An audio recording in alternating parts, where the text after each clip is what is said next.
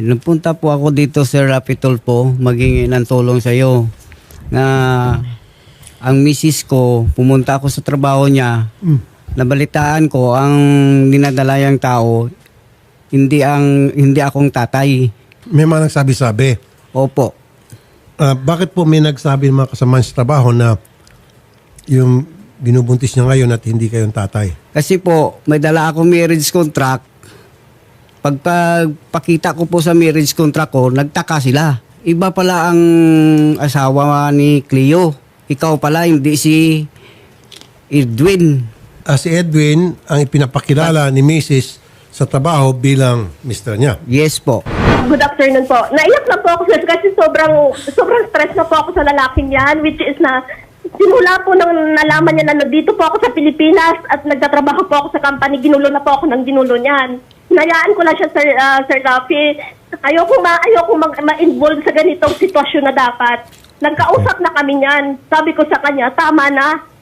Kasi wala din pipilitin mo, andito yung mga chat niya, pipilitin mo ako bumalik sa'yo. Wala na rin. Hayaan mo ako mamuhay kasi may mga anak din akong binubuhay.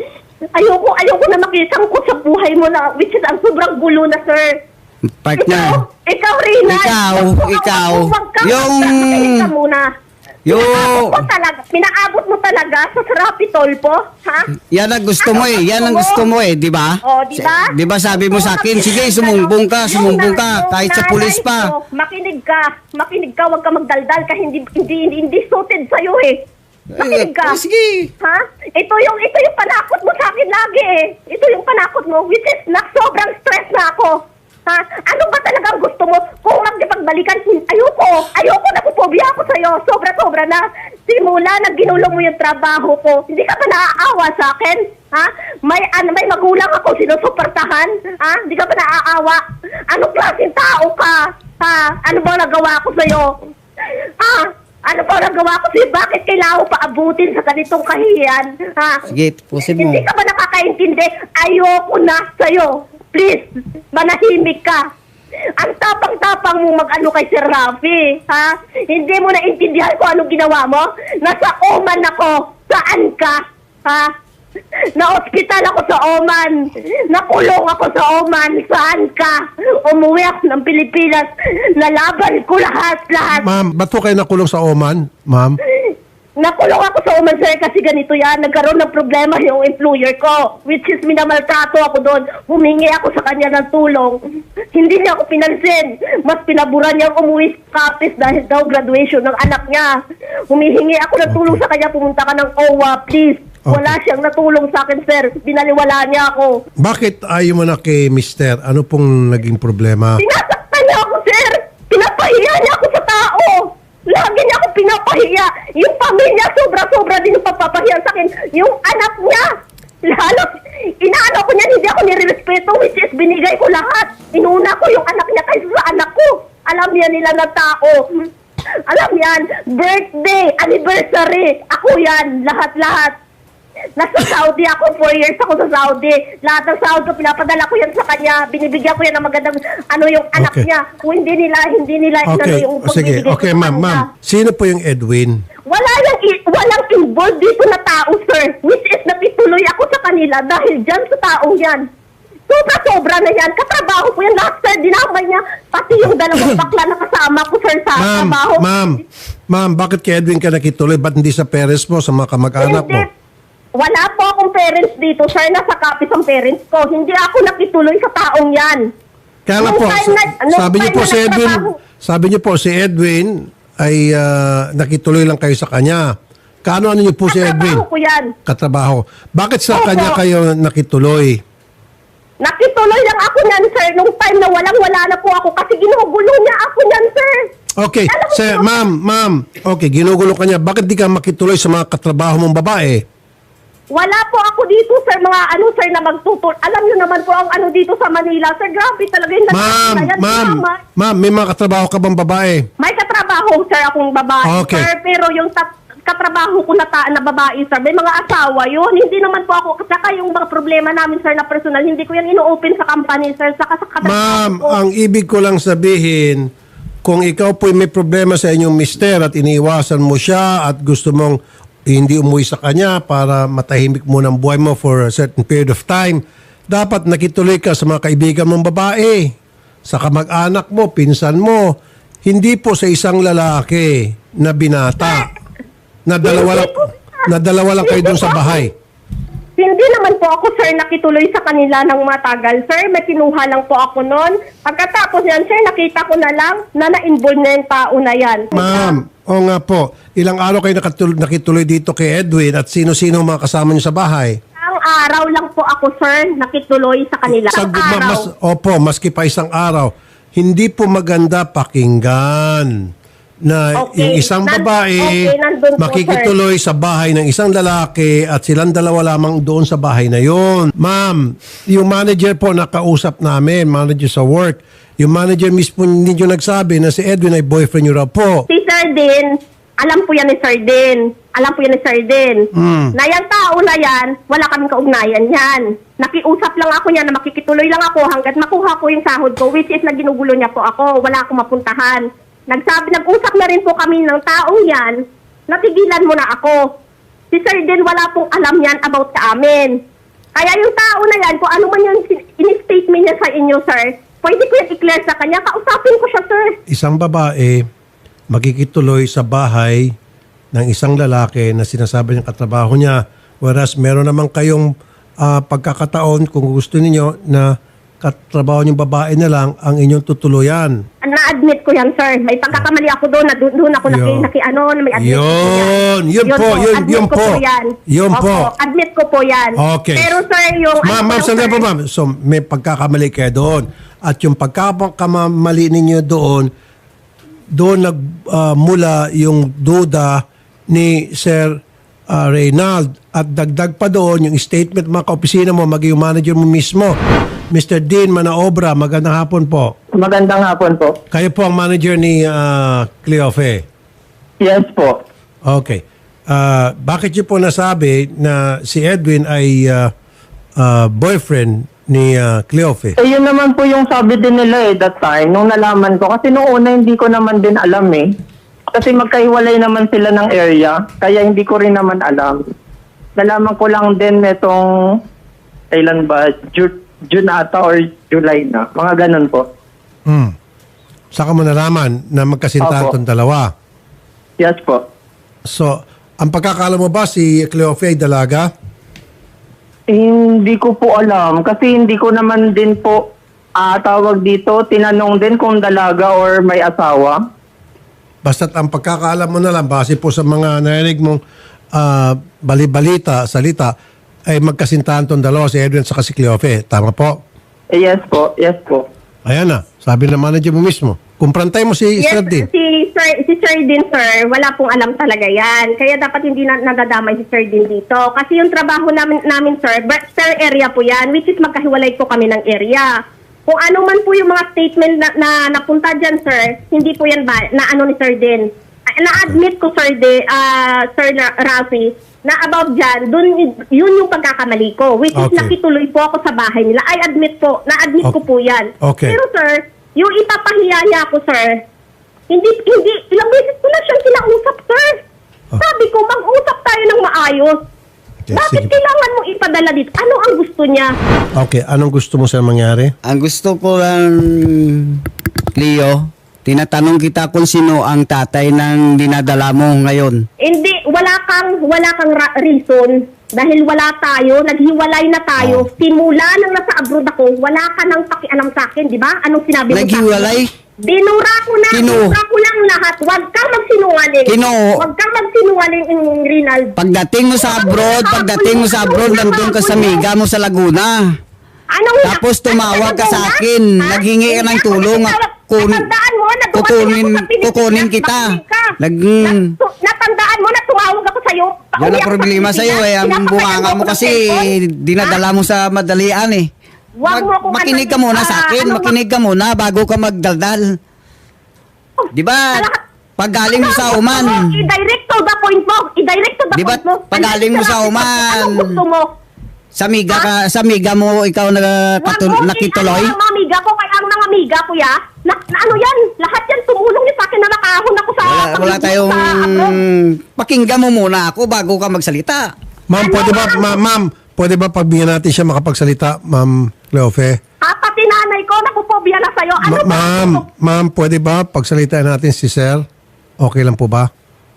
Sige, sir. Okay, sige. Oh, salita rin, sir. ganito. Pag galing mo sa Oman, di ba, dumating ka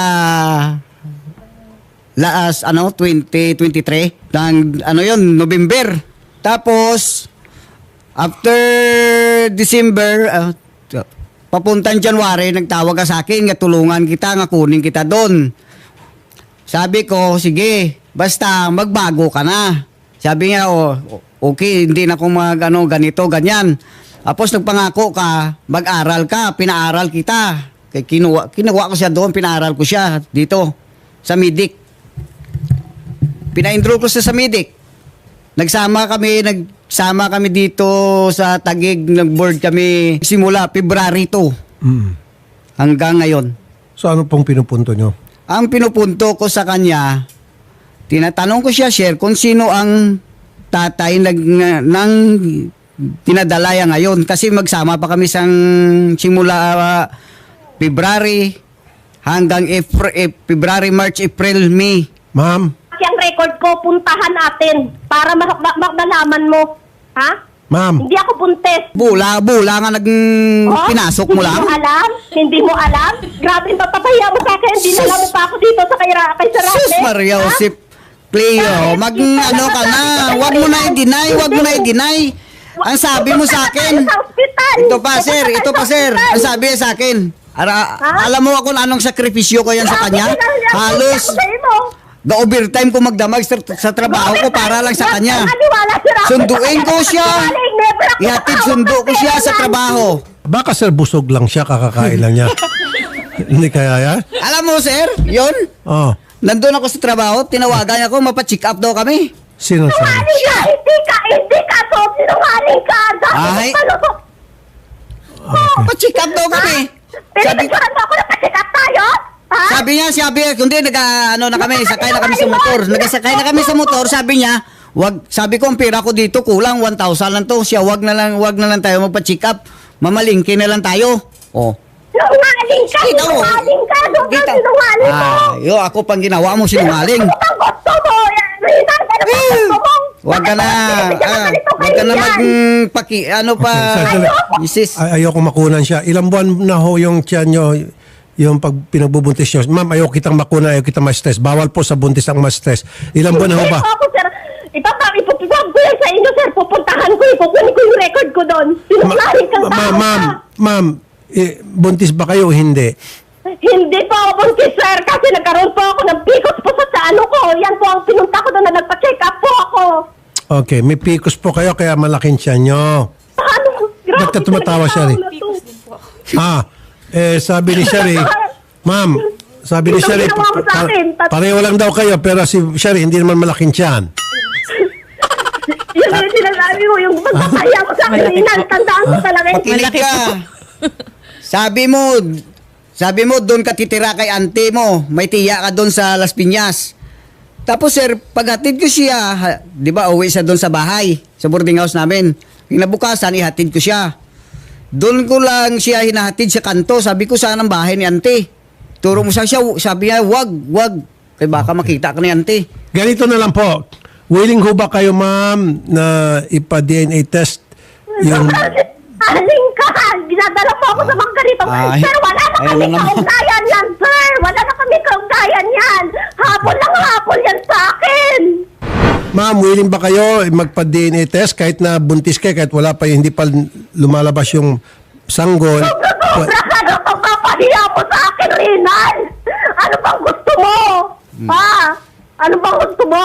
Ma'am, ganito, dalawang stages yan. Una, pregnancy test kita. Payag ka. Payag po ako, sir! Sobra ka na, Rinan! So, payag ka sa pregnancy test, tama?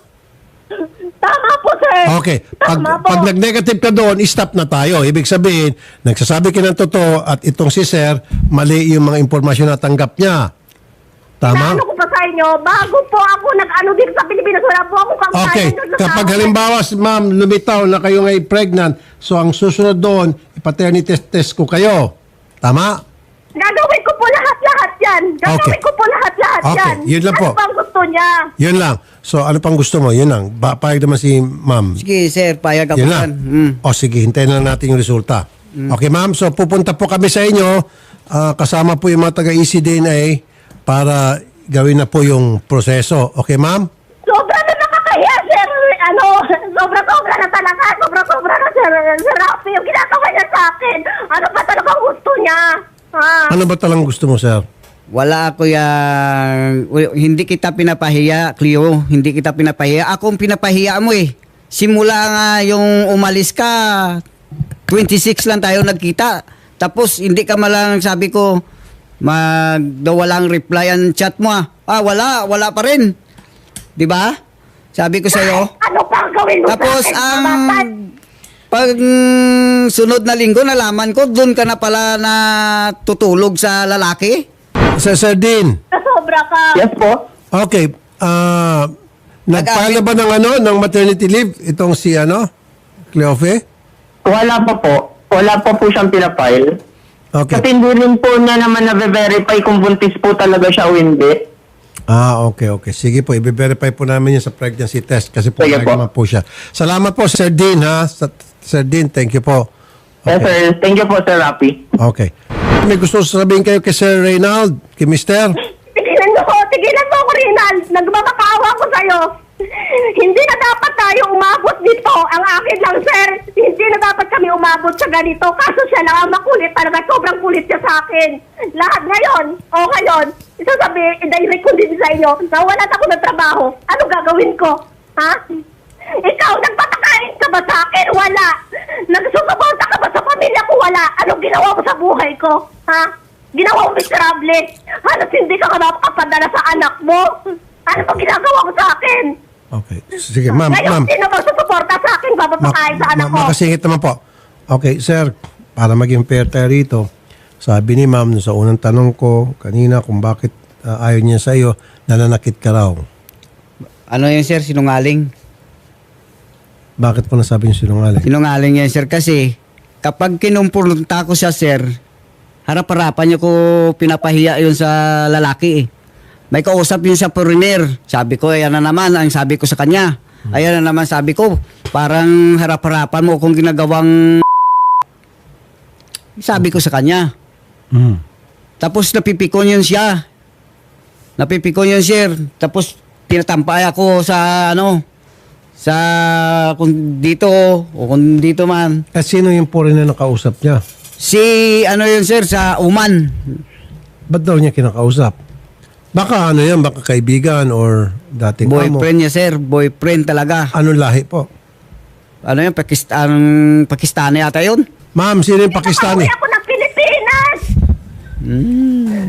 Yan ang grabe ka ng tatanong mo kay mama. Sabi ni mama sa'yo, andun mama ko ngayon sa pamilya mo. Tandaan mo yung ginagawa mo sa akin. Kahit ano pa, Reynald, ano pang gawin mo. Hindi ka na naawa sa akin. Anong gusto mo gawin? Ngayon wala na akong trabaho. Anong gagawin mo? Ha? Kaya magsuporta sa akin? Ha? Hindi. Kaya ba magsuporta? Sinira mo trabaho Hindi ko. tayo nagpunta dito, hindi tayo nakaabot dito. Kung Ano nga? Hindi ko na alam gusto nga. mong gawin? Hindi Anong kayo gusto mong nagkasama gawin? ni Hindi Edwin. gusto na point mo. kasi ikaw ang pumupunta doon kay Edwin, sumusulpot-sulpot ka doon. Sabi ni Edwin sa akin. Nagkwento si Edwin sa akin sa cellphone, nagkwento siya, kaya ipatawag ko siya eh. Huwag mong idamay lahat ng tao. Sobra-sobra ka. Eh, Ano, ang kaya ganda pag ka ng gusto ko si ba? Edwin nandyan eh. Purpose mo, May napinahiya konversasyon ko kami sa ni tao. Edwin, may konversasyon kami, dalawa. May konversasyon ka, ipakita mo. Nandito, Ipakita mo. naka-record na Cleo. Naka-record na. Kaya nga, anong gusto mo? Pagkatapos ito, anong gusto mo? Anong gusto mo? Ngayon, pinahiya mo ako sa tao, pinahiya mo lahat, ginamay mo lahat, kinawalan ako ng trabaho. Anong gusto mo ngayon? Ha? Akala mo masosolve pa to? Akala mo maano pa ng pamilya mo to? Ha? Merong chat kayo kay Res. ito yung si Edwin, si Tapos Res. ang kausap po yata si Sir. Tama po ba? Yan po At yung conversation po Ito, nila. ma'am, tingnan niyo po ha, may conversation sa chat si Res aka Edwin o Edwin aka Res kay mister nyo. Ito po yun, no? Muntik na akong mapikot ng babaeng yan. Sabi po ni Edwin. Tapos sabi niya, pinsan niya daw ang naghatid sa kanya. So sinasabi niyo, pinsan niyo itong si mister. Dati pa akong nagdududa kasi never niya ako pinakilala sa kahit sino. Ayun po. Nagets niyo po, ma'am?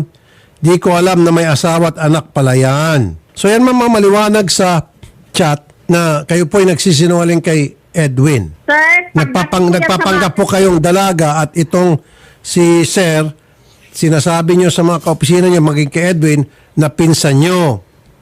Tama. Never ako nagsasabi ng ganyan, sir. Ang tinatanong ko sa kanya, sir, dinamay na lahat ng tao, nagawa-gawa siya. Ang dami niyang ginagawang sir, mga ano yan, may mga... Ma'am, ganito na lang po.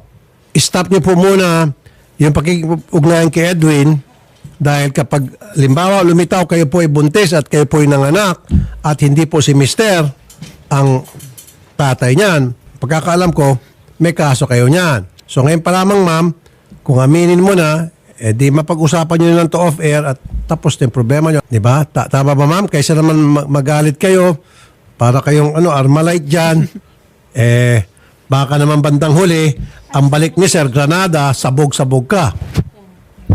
Siyempre, talong Armalite sa Granada. Di po ba?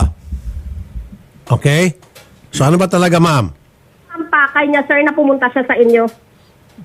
Ma'am, ano ba talaga para alam ni Sir kung ano yung pwede niyang gawin, mali mo baka lumambot pa ito si Sir o pag, Sir, paano kung Wala, sir. buntis siya at hindi ikaw yung tatay, anong gagawin mo? Halimbawa, buntis siya, hindi akong tatay. Opo. Iti pag-usapan namin, sir. Dalawa. Ayun, usapan nyo. Opo. Dala sa maayos na usapan. Oo. Attorney Garrett, Yes po, Senator. Ganda si Mrs. Buntis at kapag halimbawa nanganak si Mrs. lumitaw na hindi si Mr. ang tatay, Yes po. meron bang may kaso kay Mrs.? Kung sila po ay kasal, Senator. Kasal sila? Kasal? Yes po, Senator. In this case po, meron po tayong makakaso na adultery because yung birth ng child na hindi po doon sa kanyang asawa is, yun na po yung best proof, Senator, that there was sexual contact with a man that is not her husband. Ayun. So in that case po, pwede po tayo mag-file ng Gawin mo adultery. lahat. Ma'am, nakikinig ka ba ng mabuti? Yes po, Ang sir. sinasabi ngayon ni Sir, kapag halimbawa umamin kang buntis, mag-usap na lang kayo, tapos na yung kaso, end of story, magpakatawaran whatever man yon, amicable settlement. Ngayon, kung magmamatigas ka, baka magdidemanda siya. Talaga, sir. Pagkibanda na siya kasi nandito na rin ako sa kakahiya na to. Pero ipoprove ko yan sa inyo. Okay, sige po. Ipoprove ko yan sa inyo. Sige. Sobra talagang pag mo sa akin, Rinal. Okay, Ito sige. na masasabi Sige, ma'am, ko. i-end ko na tong conversation. Sige, ma'am, magpapa-pregnancy test kayo, kaming bahala dyan, kaming gastos, and then paternity test, then let's see kung ano pong mangyari. Sige po. Okay, salamat po ma'am sa time na binigyan nyo sa amin. Magandang hapon po, ma'am Cleofe. Sir, punta na kayo dun sa Sige kabila. po. Ha?